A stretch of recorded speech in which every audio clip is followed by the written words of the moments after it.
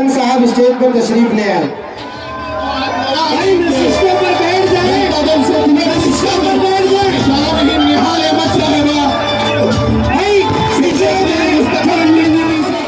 नसीम भाई लाइट वाले हकीम नगर से, वसीम भाई लाइट वाले, पापा भाई लाइट वाले, साबिर भाई और दीगर नौजवानों का हकीम नगर से नौजवानों का एक तरीके दी। उसने ये मुझे बोला कि मुस्तकीम अपना क्या है अभी क्या नहीं मुझे नहीं लगता समझ में आता, अमेरिका इलाज के लिए जाना पड़ेगा कि कहीं जाना पड़ेगा। मुफ्ती साहब का इलेक्शन लड़ेंगे कैसे अगर तू भी मेरे ही साथ रहा तो। इतनी फिक्र जो इंसान करता था उसके खिलाफ आपके लोगों ने लिखा, हम भी स्क्रीनशॉट निकाल के रखे हैं और आज आप बोलते हो कि खिलाफ में बोला जा रहा है। हमेशा आपकी तरफ से अमल हुआ है, उसी का रद्द अमल हुआ है। पिछले जलसे में भी अमल आपने किया, हमने नहीं किया। भागने की बात पार्टी बचाने के लिए नहीं थी, उस पर तो रिजवान बैटरी वाला साहब ने अपनी पूरी बात कर दी, इसलिए अब मुझे उस पर नहीं बोलना है। 2007 की बात आप बोलते हो कि 2007 में क्या हुआ। 2007 में तीसरा महाजन जनता दल का कोई भी बातचीत का सिलसिला भी नहीं शुरू हुआ था। इनकी बातचीत जो थी वो शिवसेना से हुई थी और बाद में राष्ट्रवादी पार्टी की तरफ से की गई और उस वक्त की कांग्रेस पार्टी से की गई। अब उस वक्त मैं 2007 के मामले में जाना नहीं चाहता और जेल जाने की बात मेरे ताल्लुक से सिविल हॉस्पिटल का वाकया हुआ। उस वक्त भी मैं है यहाँ रिजवान खान सर बैठे और दूसरे लोग, हम जेल गए, हमने एंटीसिपेटरी उस वक्त भी नहीं ली। असेंबली इलेक्शन में वाहिद मैं ऐसा इंसान हूँ जिसके ऊपर 4 केस बने थे, बाकी मुफ्ती साहब के ऊपर भी 4 केस उस वक्त नहीं बने थे। वो जुनून से हम जनता दल के वर्करों ने आपका इलेक्शन लड़ा था, एक जुनून था हमको और उस जुनून का सिला इस तरह दिया जा रहा है, हमारे खिलाफ बार बार बोला जाता है और ये कहा जाता है कि हम ना बोले। ये कब तक ऐसा रहेगा। जेल के ताल्लुक से तो हमारा माजी है, निहाल साहब कभी जेल जाने से नहीं डरे, हम उनके ही वर्कर हैं, जेल जाने से कभी डरते नहीं। जब भी शहर बचाने का सवाल आएगा सबसे पहले जेल मैं जाऊंगा। आज भी लोग बोलते हैं कि मुस्तकीम महागठबंधन ना मेरी मजबूरी है ना मेरी चाहत है। महागठबंधन 2017 में बुलाना होगा। यहाँ वकला हजरात पे बैठे हैं, ये प्रोग्राम सिर्फ सियासी नहीं है, ये ज़ैर एतमान दस्तूर बचाओ कमेटी का प्रोग्राम है, हिमायत करता जनता दल है। तो वकील साहब लोग दस्तूर बचाओ कमेटी के नाम से यहाँ बैठ सकते हैं। जनता दल को अगर आप मजबूत नहीं किए तो इस शहर का मुस्तकबिल अंधेरे में गुम हो जाएगा। यहाँ सिर्फ चोरी लूट मार और चैंपियन चोर जब तक घर नहीं जाएंगे, और हम भी चैंपियन चोरों को घर भेजने के लिए ही इस शहर में गठबंधन किए थे। उस गठबंधन पे हम आज भी कायम हैं।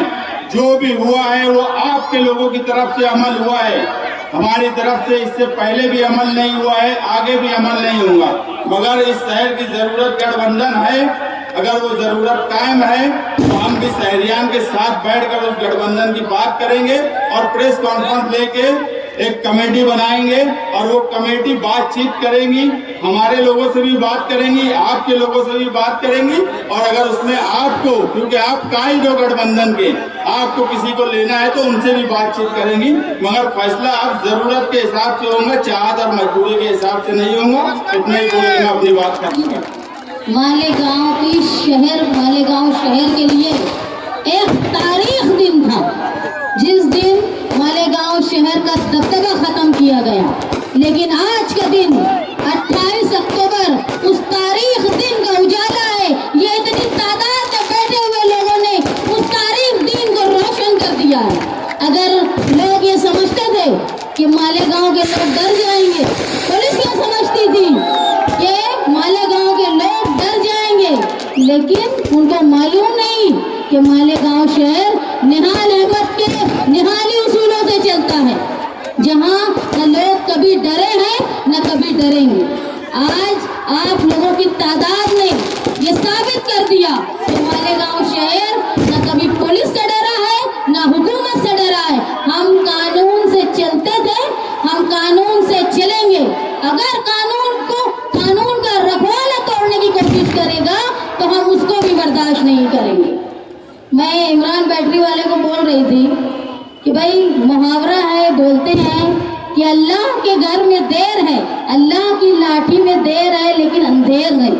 लेकिन आप देखो 12 नवंबर के मामले में अल्लाह ने अपना फैसला करने में देरी भी नहीं की। जो लोग 12 नवंबर के बेगुनाह जेल में थे उनको फंसाने वाले को अल्लाह ने उनके बीच भेज दिया गुनाहगार बोलकर।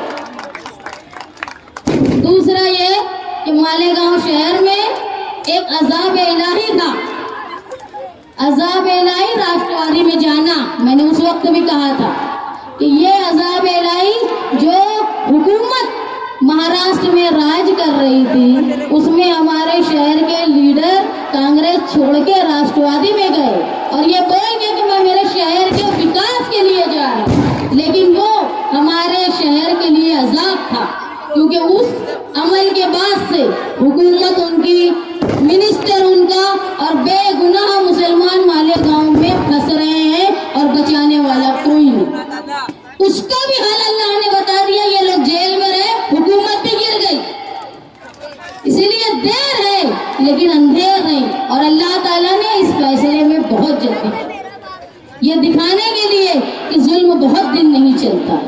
एक सियासी लीडर, जब 12 नवंबर का वाकया हुआ, एक सियासी लीडर ने अपनी जाती मजलिस में कहा कि क्या फर्क पड़ता है, अपना कौन फंसा। एक बात समझ लो, जब शहर की बात आती है ना तो कोई तेरा और मेरा नहीं होता। ये शहर हमारा है और हम शहर में रहने वाला हर आदमी हमारा है। भले हुए अगर नासिर खान हमारा है तो हमारा सरफराज मनियार भी हमारा है, अब्दुल रहीम पुकारे वाला भी हमारा है, ज़हीद कच्ची भी हमारा है, रिजवान बैटरी वाला भी हमारा है, यहाँ तक के साबिर गौहर भी हमारा है, क्योंकि वो इस शहर में रहने वाला है। जिनका मैं नाम भूल रही हूँ उनसे मैं माफी चाहती हूँ, लेकिन इस वाक़े में फंसने वाले तमाम बेगुनाह वो हमारे थे, भले ही हम उनको शक्ल से नहीं जानते थे। जब 12 नवंबर का वाक़या हुआ उसके बाद मुस्तकीम के शहर से बाहर रहने और पुलिस के खुद सुपुर्दी के बाद मालेगांव शहर में सियासी लोगों ने बहुत सारे छछन किए, खास तौर पर मुझे फंसाने के लिए। एक दिन मुझे डीवाईएसपी का फोन आया, उन्होंने बोला कि आप पुलिस स्टेशन में और मुस्तकीम जेल में थे।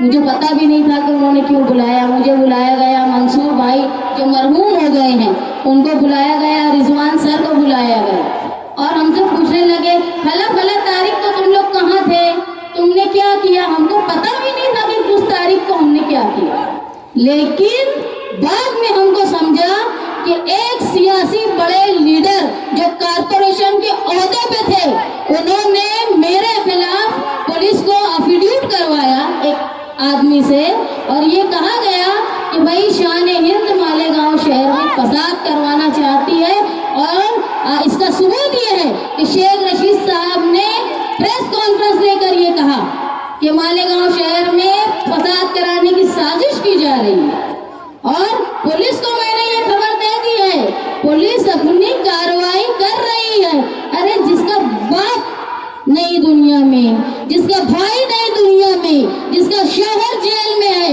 उस अकेले से तुम मुकाबला कर रहे हो, ये है तुम्हारी हिम्मत। लेकिन फिर भी मैंने अपनी पार्टी के वर्करों के हौसले से, मेरी पार्टी के साथियों की हिम्मत से मैंने मुकाबला किया। और एक दिन कोर्ट में मुझे पहले कांग्रेस और अब राष्ट्रवादी के एक वर्कर मुझे मिले, तो मैंने गुस्से में उनसे कहा कि सारे सियासी लोग मालेगांव में जनखा है, जनखा, सिर्फ मैं एक मर्द हूँ जो मुकाबला कर रही हूँ। मैंने गुस्से में उनको कहा था, हिम्मत है तो मुझसे आके बात करो, तुम पुलिस के पास मुझे खत देते हो। मुझे जिला एसपी ने बुलाया मुझे बार बार पुलिस का फोन आ रहा था, मैं ताखीर से उठी, बार बार फोन आ रहा था, यहाँ तक कि पुलिस मेरे घर आ गई। लेकिन अल्हम्दुलिल्लाह साथी निहाल अहमद साहब का वो नाम है कि गेट के अंदर घुसने का उनको डर लगता है। बाहर से मुझे फोन किया और ये बोला कि जिला FBI है, तुमको बुला रहे हैं। मेरे घर में 2 बच्चे मासूम, मेरा शौहर जेल में। मैंने मेरे बच्चों को कहा नींद में से उठा के, बेटा अगर मुझे आने में देर हो गई तो तुम नानी को फोन करके घर चले जाना नानी के। तो पूछने लगे अम्मी कहाँ जा रहे हो? मैं बोली बेटा हो सकता मुझे भी जेल जाना पड़ा। और मैं गई और वहां पे जितना बुरा बुरा बोल सकती थी गलत काम करने वालों को मैंने बोल दिया, और ये बोल दिया कर लो गिरफ्तार मुझे, मेरा शौहर जेल में है, कर लो गिरफ्तार मुझे, मैं ऐसे भी इलेक्शन जीत जाऊंगी। और उसके बाद जब उन्होंने निहाली तेवर देख लिया तो कोई नोटिस, कोई पुलिस वाला दोबारा घर नहीं आया। ये ताकत है। एक बात तुम समझ लो, निहाल साहब के इंतकाल के 6 साल के बाद भी किसी मजलिस में, किसी तकरीर में उनके नाम लिए बिना मुखालफिन का पेट नहीं भरता। ये ताकत है तुम्हारे लीडर की। कुछ लोग ऐसा भी कह रहे थे कि ऐसे भागे थे, वैसे जमा हुए, ये जमा हुए, वो जमा हुए। मुझे एक बात बताओ, 12 नवंबर का मामला कोई सियासी नहीं था।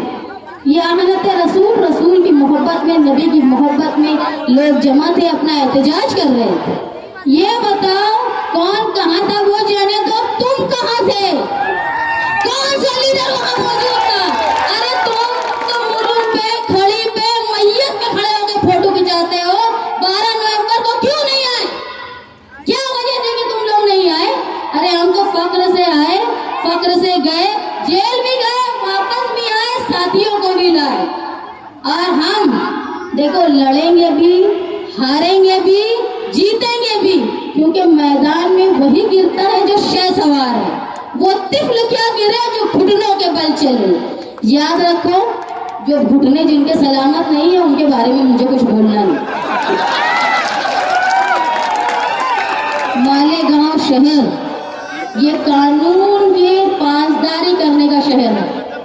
अगर कोई लीडर या कोई आदमी कानून की पासदारी करने वालों के खिलाफ कोई कार्रवाई करेगा तो ये शहर उसको माफ नहीं करेगा। देखो देर है पर अंधेर नहीं। जिन्होंने मुखबरी की है उनका आज नहीं तो कल मुंह काला होगा। मालेगांव शहर में पुलिस अगर लोगों के साथ अच्छा सलूक करेगी, कानून के दायरे में रह के करेगी तो हम उनका भी फौरहार करेंगे। और अगर पुलिस ने बेगुनाह लोगों को फंसाने की कोशिश की, लोगों को धमकाने की कोशिश की, इतने बजे ये बंद होना चाहिए, ये यहाँ क्यों खड़े हो, ये क्यों, वो क्यों, बिला वजह अगर लोगों की रोजी रोटी पर किसी तरह की आफत लाने की कोशिश की गई तो ये जनता दल, ये निहाली वर्कर हर तरह का मुकाबला करने के लिए तैयार है। रिजवान भाई की स्टाइल में बोलूं, है ना तैयार भाइयों?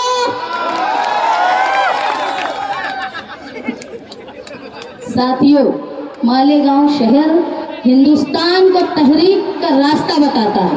मालेगांव शहर को देख के हिंदुस्तान में लोग ये तय करते हैं कि अब हुकूमत ने अगर कोई गलत फैसला किया है तो उसके खिलाफ कैसे आवाज उठाए। और इस शहर पर अगर इतनी बड़ी आफत आ गई कि मामूली से तशद्दुद के लिए 60 लोग 11 महीने जेल में रहे, अरे तो हमारे लिए दुख की बात है। हमारी लीडरशिप के लिए तो ये इतना बड़ा दुख है कि इस्तीफा दे देना चाहिए लीडरों ने कि यार मेरे शहर के लोग बेगुनाह गिरफ्तार थे। अगर लोग आज भी यही बोलते हैं, पहले भी यही बोलते थे। अब्दुल रहीम भाई पुकारे वाले यहाँ मौजूद हैं, उनके घर जब मैं गई उनकी वालदा बहुत सीरियस थी, ये जेल में थे। मैं जब गई मैंने हालत देखी तो मेरे दिल से सिर्फ एक ही दुआ थी, अल्लाह ताला इनके इंतकाल से पहले अब्दुल रहीम भाई को निकाल दे। क्योंकि उनकी माँ कुछ जानती नहीं थी, कुछ समझ नहीं रही थी, बिल्कुल होश खो चुकी थी। लेकिन जब मैं दरवाजे पे आई तो उन्होंने बड़ी उम्मीद होकर दरवाजे पर देखा तो शायद मेरा बेटा आ गया। और जब उनको नहीं दिखा उन्होंने मुंह फेर लिया। मैं जो भी बोलती रही वो सुनती रही, लेकिन उन्होंने कोई तासुर बयान नहीं किया। उसके बाद उनको वकीलों ने गलत इंफॉर्मेशन दी थी। मैंने कहा अजीम खान साहब के पास जाओ। मैं भी उनके साथ गई और हमने वहाँ पे जाके पैरवी खान साहब ने उनकी की और अल्हम्दुलिल्लाह वो रिहा हुए और अपनी अम्मी के साथ कुछ दिन रहे। उसके बाद उनका इंतकाल हुआ। अल्लाह का शुक्र है कि आखिरी वक्त उन्होंने अपनी माँ को देखा, वरना हम बहुत दुखी होते। और इस तरह के हालात कई लोगों के साथ हुए जो जेल में थे, यहाँ बड़े खराब हालात हुए। लेकिन मुस्तकबिल में ऐसा कोई वक्त ना आए कि तुम्हारे शहर के नौजवान बाइज्जत लोग, बेगुनाह लोग जेल में रहे। इस चीज के लिए तुमको आज अहद करना है कि मालेगांव शहर का अगर दबदबा वापस चाहिए तो तुमको निहाल अहमद की सोच को जिंदा रखना है और वो ताकत पहुंचाना है और हमारे हाथ मजबूत करना है। आप हमारे हाथ मजबूत कीजिए, हमारे साथ ताकत बन के रहिए। इंशाअल्लाह मुस्तकबिल में चाहे पावर वाले हो, कारपोरेशन वाले हो, पुलिस वाले हो, कोई बिना वजह आपको परेशान नहीं कर पाएगा।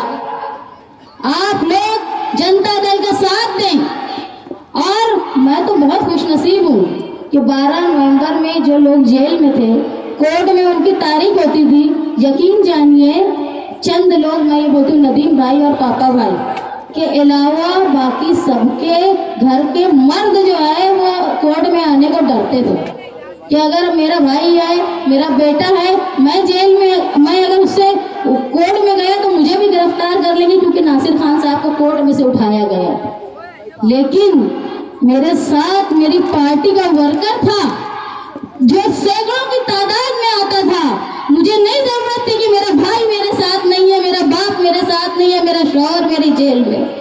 लेकिन जनता दल के शहर के लोगों ने ये साबित किया कि जो मोहब्बत साथी निहाल अहमद साहब से आपने निभाई, उनके इंतकाल के बाद, बुलंद के इंतकाल के बाद आपने उससे हमको आज भी सरफराज किया है। मैं आपकी बहुत शुक्रगुजार हूँ। ये वर्कर खून के रिश्ते से ज्यादा अहमियत रखते हैं, हर दुख में हर सुख में हमारे साथ होते हैं। मैं बहुत शुक्रगुजार हूँ शहर की आवाम से। मुझे एक मैसेज आया, किसी मस्जिद के इमाम थे, उन्होंने मुझे मैसेज में किया जब मुस्तकीम जेल में थे कि तुम फिक्र मत करो बेटी, जेल जाना कोई बुराई की बात नहीं है, बेगुनाह तो हजरत यूसुफ भी गए थे। ये हौसला दिया मालेगांव शहर के लोगों ने जिनको मैं जानती भी नहीं थी। लेकिन ये सारी सोच व फिक्र ये साथी निहाल अहमद की दी हुई है। अगर हम उसको कायम रखेंगे तो इंशाअल्लाह मालेगांव शहर अपना विकार, अपना दबदबा वैसा ही रखेगा जैसा माजी में हुआ करता था। एक शेर के साथ मैं मेरी तकरीर खत्म करती हूँ कि तूफान का एक हम ही करेंगे मुकाबला, तूफान का एक हम ही करेंगे मुकाबला, कश्ती से बुज़दिलों को उतर जाने दीजिए। मालेगांव मुस्तफ़ा भंगार बाज़ार डायमंड कारपेट होलसेल रेट में कारपेट दिया जाता है। हर किस्म का यहाँ पर कारपेट दिया जाता है। हमारा पता याद रखें, मालेगांव मुस्तफ़ा भंगार बाज़ार डायमंड कारपेट होलसेल रेट में दिया जाता है।